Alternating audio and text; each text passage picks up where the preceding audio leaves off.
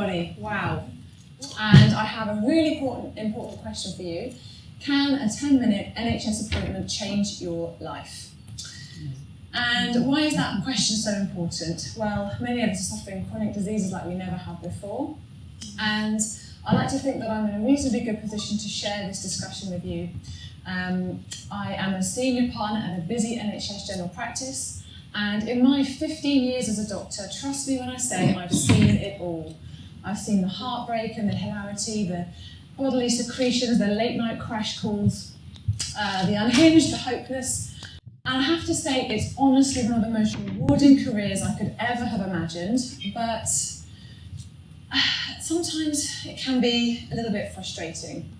And I know as members of the general public, you might not quite understand what it's like, so I'll try and paint a little picture for you. If you try to imagine your GP on a Friday afternoon, they've had to call a mum back because their daughter wasn't responding to epilepsy meds, they've just seen an opiate addict, they've got the undertaker on the phone wanting to view a dead body, they've got all sorts of paperwork piling up, and then their next patient walks in, and sometimes they'll sit down with that patient and they'll honestly not know what to do for them. And this is the thing, this doctor may have had years of medical training, but then here's this person who is overweight, who has high blood lipids, who has diabetes, who has chronic pain, who has fibromyalgia, who is severely depressed, and the GP feels completely stuck because they haven't yet got the tools to help them help this person. So, I mean, the challenge is that many doctors don't have a specialist interest in nutrition, as you've discovered today, and you may have already discovered through your own dealings with your doctor. And you want to get the best out of this person. You want to be your own best health advocate and to be able to use their skills to get the very best for your health. How do you do that? How do you become your own very best health advocate? And I just think it would be incredible if you could potentially use your NHS appointment for health optimization rather than firefighting and disease control. What if you never needed to even see your doctor at all? That would be pretty special. So, as a physician, I like to use many tools to help my patients get well. And what I use with a patient will really depend on the person. Yes, I've got my conventional medical training, but I'm also really passionate about lifestyle medicine, and I see those kinds of interventions being tremendously useful, both for prevention and sometimes reversal. So some people might need to have more sleep, some people might need more love and connection in their lives, some people might need to get more exercise, get outside in nature. But I have to say, one of the most powerful, high impact and easy to implement changes that I've seen in my practice is when patients are able to adopt a whole foods, plant-based dietary approach. Now, again, what I've seen in my practice is that people tend to have this kind of a domino effect, and Dr. Neil Bernard talked about this so effectively earlier today in his talk. And let me just give you an example. So say there's a man in his 60s who comes to see you and decides to eat more vegetables, and he goes on a whole foods plant-based diet, and then what does he notice? Well, he starts to lose a bit of weight, the arthritis that's been plaguing him for years starts to melt away. He starts to pick up in his mood. So he thinks, I think I'm going to go on that early morning walk that I planned. And when he does that, he notices that there's rather a lot of dog walkers going on at that time of day. And he thinks, you know what, I quite fancy a dog. I need a bit of companionship. I'm going to get a rescue dog. So off to the shelter he goes, he gets himself a rescue dog, and he starts walking every morning at the same time with his dog. And then he meets a lovely lady walking her dog at the same time. And he thinks, she looks nice. Maybe we should have a little chat on our walk. So they start chatting, they have a coffee turns into a dinner date, and then pretty soon his whole life trajectory looks entirely different to how it would have done before. And sometimes all it takes is a 5-minute chat and then an epiphany moment, and then that's it. The ripple effect is made, you've got no idea the benefits in that patient's life in the future. And the same applies to you guys. Sometimes all it takes is just an epiphany moment. And I'm sure you can all look back on your own lives and think about an epiphany moment that you've had that's changed your lives forever. So now I've got to share with you something really special. These wonderful people my patients, and they have agreed to share their stories publicly for your benefit so that they can hopefully give you inspiration for what's potentially possible in your own lives. And I could not be more proud of them. So let's just take a look. Give them your full attention. It's just a 5-minute video. The process actually started with my first meeting with my new doctor. She's a younger doctor. She's a new generation of doctors. I lost my HGV license due to high blood pressure. The problem was that I collapsed. I thought that I was going to come in and sit with Dr. Newman, and she was going to say, there's nothing you can do about it, you're just going to have to live with it. Some time back, I was feeling very lethargic and depression sort of things. I developed Crohn's disease, just wouldn't clear up and stop. I was diagnosed with polymyalgia rheumatica. I had angina, had an angioplasty, arthritis, high blood pressure, high cholesterol. Then I got prostate cancer, and when I got that call to say that it was all clear, boy, yes! To suddenly have an option of giving up the medication, I took her advice. It's like, for me, it's like being in a prison and suddenly released. That's what it felt like. We need to get the message out there. We need people to know there are older people suffering like I did, who had no idea that all they had to do was buy vegetables. My motivation to switch was to do with how I was feeling, and assumed, because of my age, that it was kind of hormone based. And she said something completely different, which actually made me think people that were plant based were other people. It's given me my life back again. What the doctor discovered was that I had very high blood pressure on the day that I came, which was, I believe, to be 212. A few weeks later, it had got down to about 140 or to 150.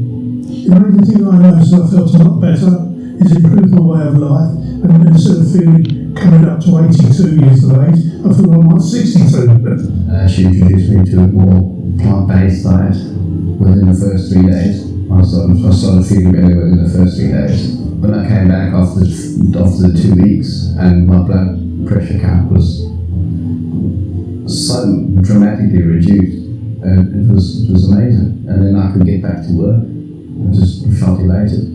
I never believed that a diet could make such a dramatic impact on your life. The main things I've been struggling with and suffering with is Crohn's disease, primary sclerosing cholangitis, kidney disease and asthma. When I made the switch, the things that I noticed, I wasn't bloated anymore. The marvellous thing was I wasn't running to the toilet anymore, which has been a nightmare, to be honest. Also, I felt much better in myself. I was breathing better. My tummy seems much more calmer. I didn't have this awful pain all the time I always experienced. The kidney specialist, as I say, was absolutely shocked when the readings were so good. And also the Crohn's specialist also has now said he doesn't need to see me. So I haven't been to see the Crohn's specialist now for nearly 2 years. I'm feeling a lot healthier, happier, and very fit in life. I was taking blood pressure medicine and also medicine for my diabetes. I need no more of these medicines. I'm doing without medicine. I'm on a good diet, and that diet has been the main element of making me back to a normal life. And it got to the state that I couldn't get out of bed, and I was very, very distressed. And I was so upset because I cared for my husband and I couldn't care for him. So it made me very sad. Dr. Newman actually gave me a diet. Actually, to eating these foods, everything of my body is working okay. And I find that all plant-based foods now help my joints, and I don't feel half as stiff as I used to. And so I've got a feeling that cutting out red meats and going to plant-based foods helped my polymyalgia massacre. Well, you're never too old. You're never too old to change. I would recommend everybody try a plant-based diet. Well, it's given me my life back. I would definitely recommend others. It definitely works, and plant-based foods improve your life. It's as simple as that. Give it a go.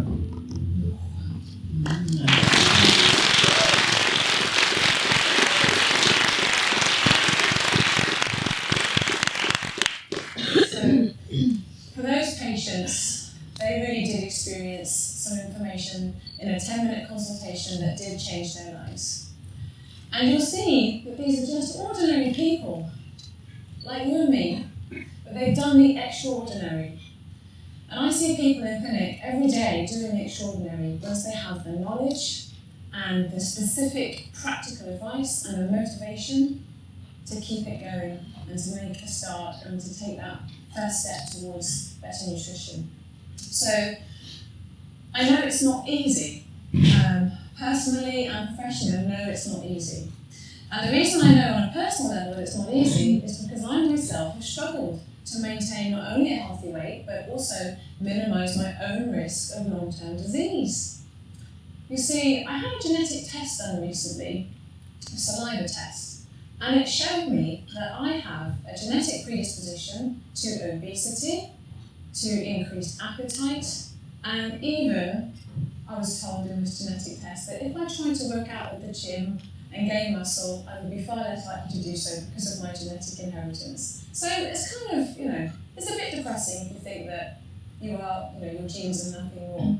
But the point is that your lifestyle can very much dictate how your genes express themselves. So take, for example, me here on the left.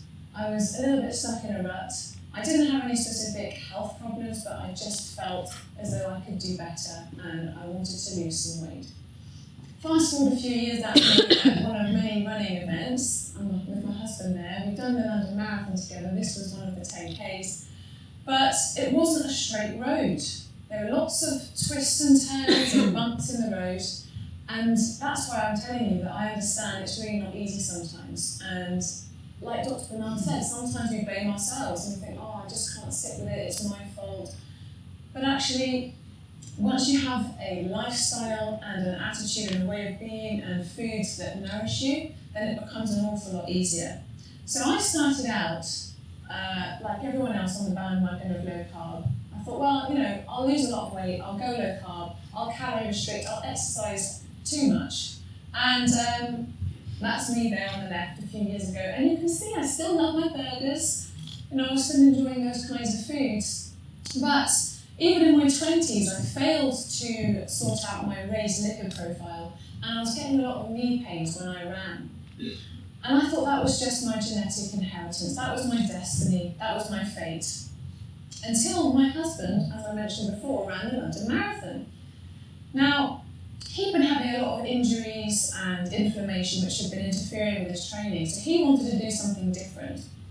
He started to research some of his personal heroes.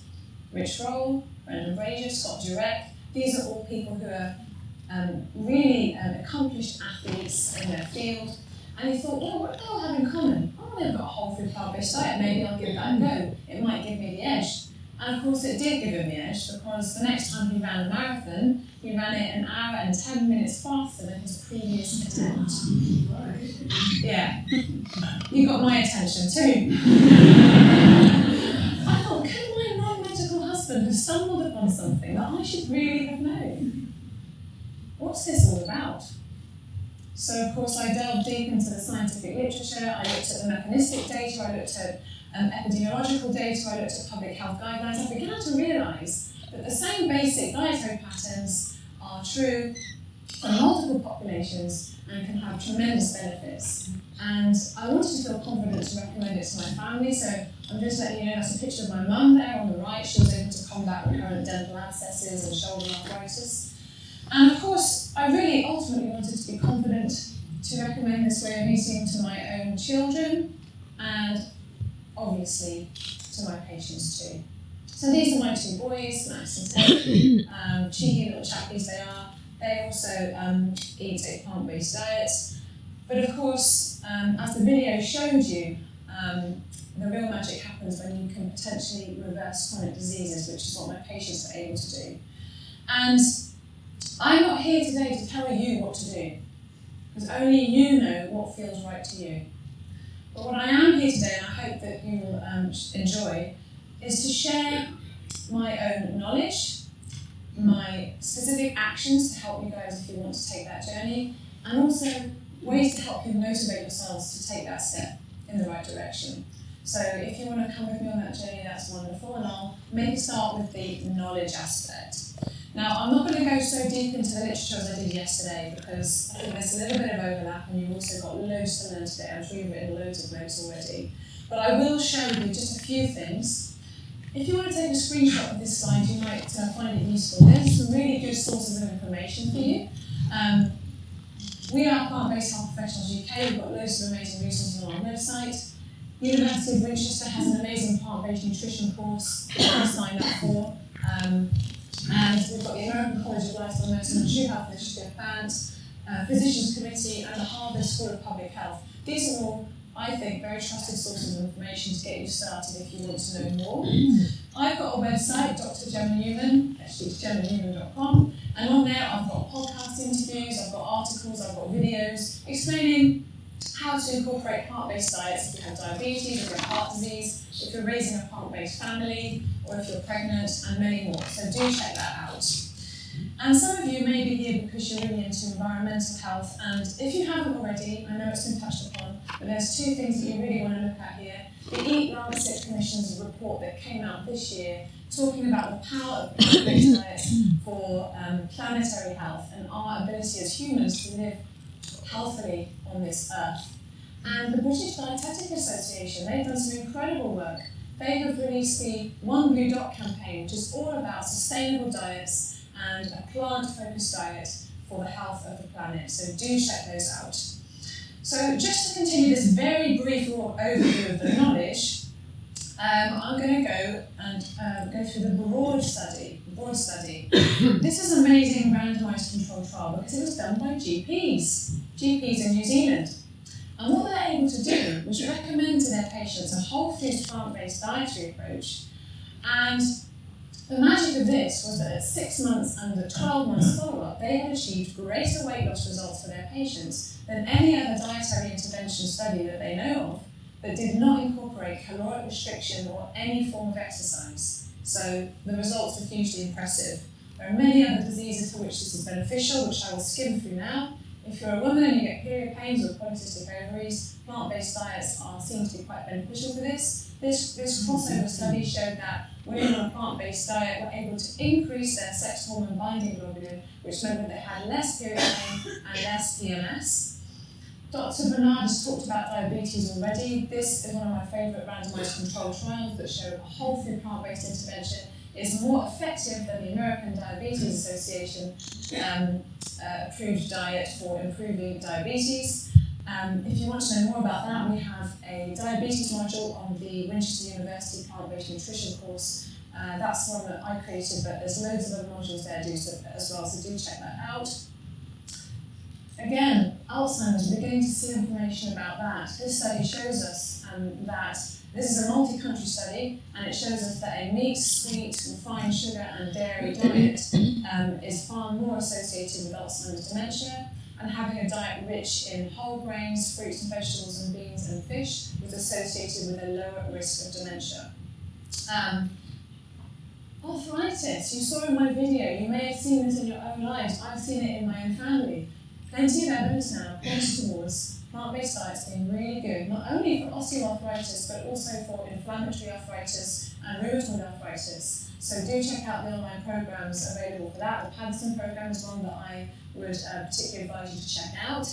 And I can't go through an overview without mentioning the West's biggest killer, heart disease. Dr. Colbert Esselstyn had nearly 200 people in this study. He told them to eat a whole foods plant-based low-oil diet, and in so doing, they were able to improve their heart disease symptoms. These are people who already had heart disease. They already had a heart attack or a stroke. And what was really interesting to me about this study is that some people decided to veer off that plan just a very short, small amount actually. There was an 86% adherence rate, so most people stuck with it because they felt a lot better. But for those who didn't, there was a huge difference in the recurrence rate of heart attack and stroke. There was just a 0.6% event rate in those that stuck with the diet. So in essence, there was 100 times more people that had a repeat heart attack or a stroke when they gave up their whole foods plant-based lifestyle compared to those who stuck with it. So that is hugely impressive. Cancer. We know that the World Health Organization has been through multiple studies and decided that processed meats are class 1 carcinogen and red meat is a probable carcinogen. World Cancer Research Fund also tells us that a diet rich in fruits, vegetables, whole grains and beans is protective against cancer, especially bowel cancer. And now we've got more research showing that a plant-based diet is also effective for other bowel disorders, inflammatory bowel disease. Dr. Alan Desmond will be talking a lot more about that later on, so I'm sure you'll look forward to that talk. And finally, plant-based diets have the power to turn back time. Well, not literally, but this study was took inspiration from the Nobel Prize-winning work of Dr. Elizabeth Blackburn, who was able to monitor telomerase activity and showed that intense lifestyle intervention, which included a plant-based diet, was able to reduce cellular aging. And you can see that when you look at the blue zones. I think Brenda touched on this earlier today. The blue zones are the pockets of the world with the highest healthy longevity. And what do they have in common? Well, they certainly don't have geography in common, they don't have genetics in common. What they do have in common is that they've got really moderately active lifestyles, so they're active throughout the day for most of their lives, they've got really strong community bonds, and they all eat a 95% plant-based diet, except the Loma Lindens, this lady here, they would have more of a 100% plant-based diet. Alright, so I've gone through an overview of some of the knowledge that will hopefully help you to feel confident to give this a try if you haven't already. Now let's talk about action. Practical steps to put this into action. Some people like to have a picture of a shopping day so that they can say, okay, these are the kinds of foods that I would be buying. Some people get so caught up and thinking, oh, I don't know what to eat, what should I buy? So hopefully a photo like this will help you to say, it's not actually that different from what I was buying before. And what resources you use will depend on you. If you are a man, you might want to watch the Game Changers movie. How many of you have seen this movie? Maybe a third of you. Right, the other 2/3 of you, can you please watch the movie? I think you'll really enjoy it. There are some great resources online, they've got some fantastic recipes. Forks Over Knives have got some great meal plans as well. Deliciously Ella. I love Ella Mills, she's the most lovely woman you could ever meet. She has done an incredible job at bringing forth plant-based nutrition to the masses, and she has some great books, she has a website, she has a blog, she has an app. Check those out. I mentioned Inflammatory Arthritis Reversal. This book is by plant-based health professional UK patient advocate Ida. She has written this book and it is an amalgamation of her own recipes that she used to help reverse her inflammatory arthritis. There are other great books, Dr. Greg is great, so there's one of his cookbooks as well. But really, it's good to think about specific meal swaps. So breakfast, what would you like to eat? Porridge, smoothies, pancakes. Take a screenshot of this if you want. It's a simple pancake recipe, really straightforward. 5 ingredients, blend them together, and job done. Thinking about what you're going to do when you eat out, especially if you're aiming for improving chronic disease, think, where can I eat that's going to nourish me with whole foods close to nature? But it's a lot easier than you might think. Think about simple meal swaps. I'd encourage you to cook at home, get passionate, start to learn about different recipes and ideas. If you like spaghetti bolognese, or chili con carne, or a chicken curry, or a meat roast dinner, these are all delicious alternatives that are so easy. And snacks. Fruit is pre-packaged by nature, it's a great and easy snack, but there's plenty of other things that you can try. Other speakers have talked about the importance of supplementation, so I won't go on about that. B12, vitamin D, and EPA, DHA are my favourites. But the final piece of the puzzle, this is it. This is the crux of the talk. How do you make these changes in your own life? Because I'll be honest with you, I'm the kind of person in the past that would have easily gone for maybe a glass of wine or some chocolate or maybe a packet of crisps to help me feel better after a hard day. Hands up who's done the same as me. Yeah, most of us, everyone. So how do we get away from these short-term comforts towards long-term happiness? How do we make that shift? Well, it has to start from inside. You have to find your why. You can keep a new behaviour going if someone else told you to do it, maybe for a few days or a few weeks. You can keep a change going for a few months if you've got a logical reason perhaps to do it. But if you've got an identity or an aspiration to match your intention, you can keep it going for a lifetime. What do my patients all have in common? They're very different people. They had a motivation to make a change. Linda wanted to care for her disabled husband. Jose wanted to reverse his diseases and get rid of his pain. Michelle wanted to feel more like herself again. And Perry, well, yeah, he just wanted to get his driving license back, but the point was that he had motivation to make a difference in their lives. So I'm going to do a quick exercise with you guys today to finish up and get us ready for lunch. And it's a motivation exercise, okay? Because some of us don't always know what's going to motivate us, because we haven't necessarily got something specific in mind. But when it comes to a health problem, sometimes it really helps to ask yourself the miracle question. And I'm going to ask you the miracle question now, and I'm going to ask for the lights to be dim so don't feel self-conscious, because everybody is going to do this. No exceptions. It's a lovely chance to be with yourself, have some quiet, and be with yourself for a moment. I'd like you all to close your eyes now. And you're going to ask yourself the miracle question. So, suppose that while you're sleeping tonight after the conference and the whole house is quiet, a miracle happens. And the miracle is that the problem that you came here today with has completely disappeared. And that could be a health problem like diabetes or heart disease or cancer, or it could be something more to do with holding on to a resentment in life, or blame, or self-doubt, or guilt, or whatever it is. The problem that you came here harboring today has completely disappeared. It's a miracle. And because you are sleeping, you don't yet know that a miracle has happened. So I want you to really imagine now, in the morning, when you wake up, when you first open your eyes, what will tell you that this miracle has happened? What will you notice that will show you this miracle has happened? How will you feel when you open your eyes? How will you get out of bed?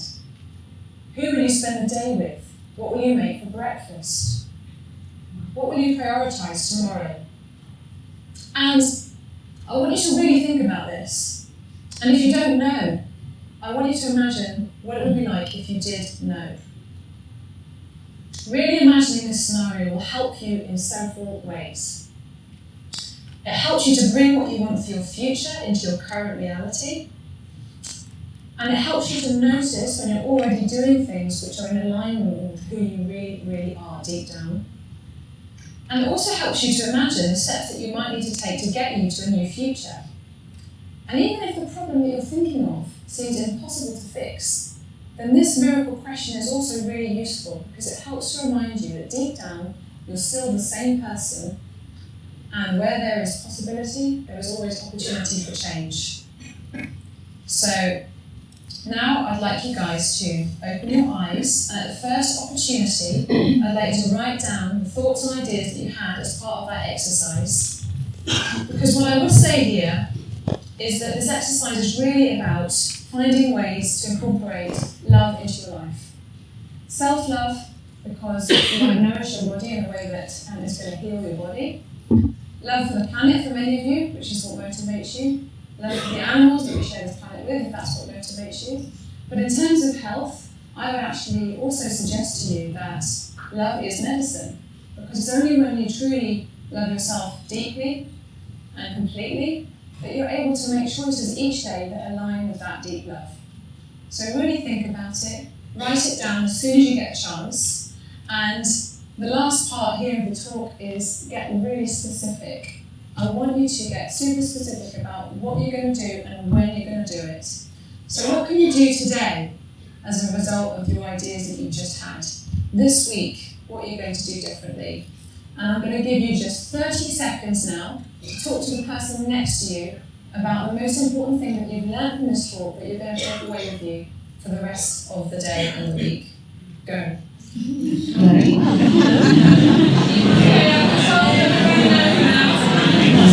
please continue those conversations at lunchtime. I know that you will. I really hope that you'll have a real think about that and take something out of it. So if you want to talk to me about anything in the future, you can contact me through Plant-Based Health Professionals or Plant Power Doctor on Instagram. And all that remains to say is that I hope you really enjoy the rest of the day. What an amazing day it's been so far, and thank you so, so much.